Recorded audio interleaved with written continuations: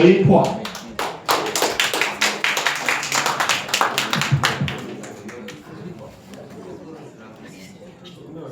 On 18th July 2025, I received an unexpected text from my mom.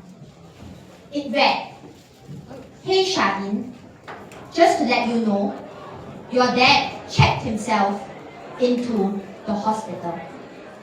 His stomach felt congested all night and he kept throwing up. I really hope it's nothing too serious. Oh dear, noted. I'll go see him in the evening."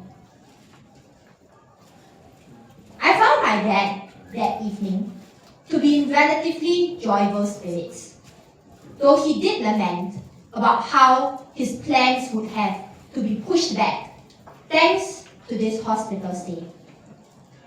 The doctor came in and informed us that they would need to perform a procedure to find out what was causing the congestion, but other than that, it should be all okay. 1 week later, I visited my dad in the hospital again. When I stepped into the room, I noticed his shoulders slumped, his head downcast. Then came the words from my mom that I would never forget for the rest of my life. "Your dad has cancer, a rare and aggressive lymphoma, MEITL, MEITL. His chance of relapse is approximately 70%. I froze. No, this can't be. They definitely made a mistake. Maybe this is all some sort of sick joke. Charlene, it's not a mistake. That moment marked the beginning of my journey as a secondary caregiver. My dad had to stay in the hospital for a while longer to recuperate from his surgery, after which he had to be transferred to another hospital to begin his chemotherapy.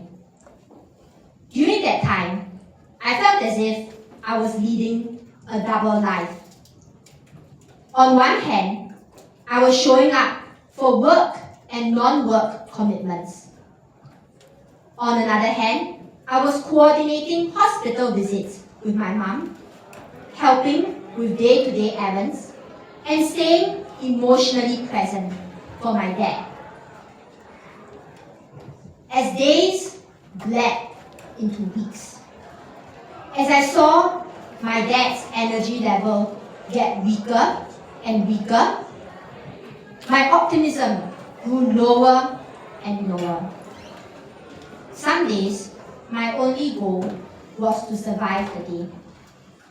Other days, I grew numb to the fact that my dad's hair was falling out in clumps, his feet were getting more swollen, and his car was outside our driveway collecting dust.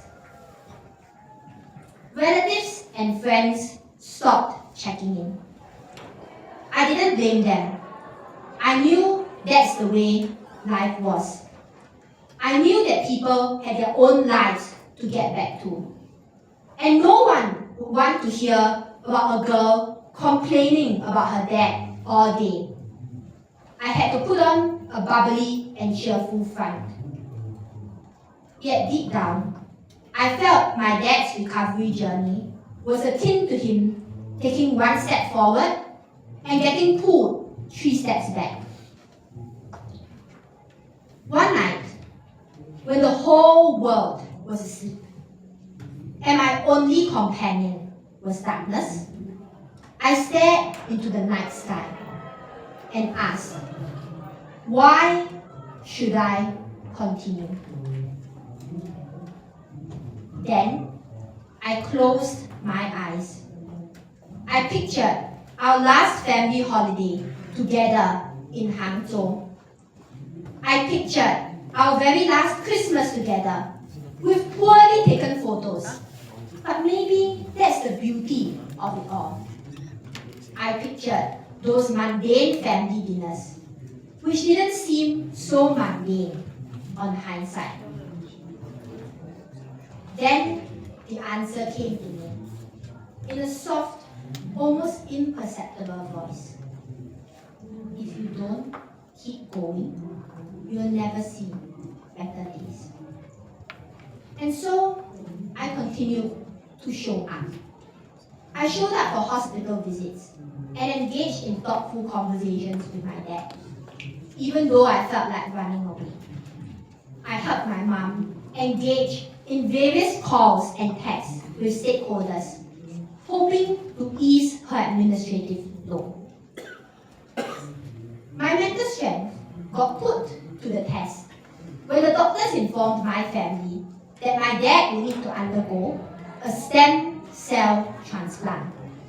The purpose of a stem cell transplant is to reset his immune system and to replace damaged stem cells with new ones. Unfortunately, the donor assigned for my dad pulled out halfway, which meant that I needed to step in. When I heard the news, I felt trapped. On one hand, I did not want to go ahead with the procedure. It felt like stepping into the unknown.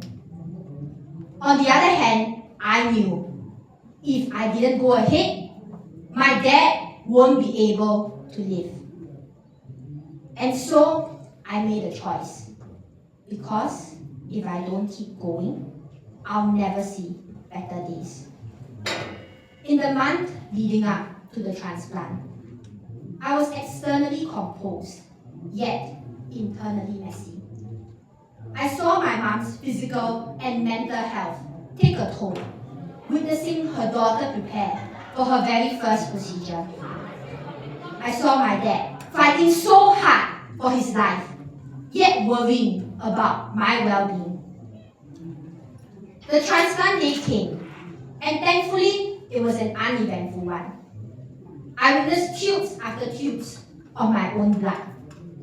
I survived my very first overnight stay in the hospital, even though half the time I was counting down the hours till when I could return home.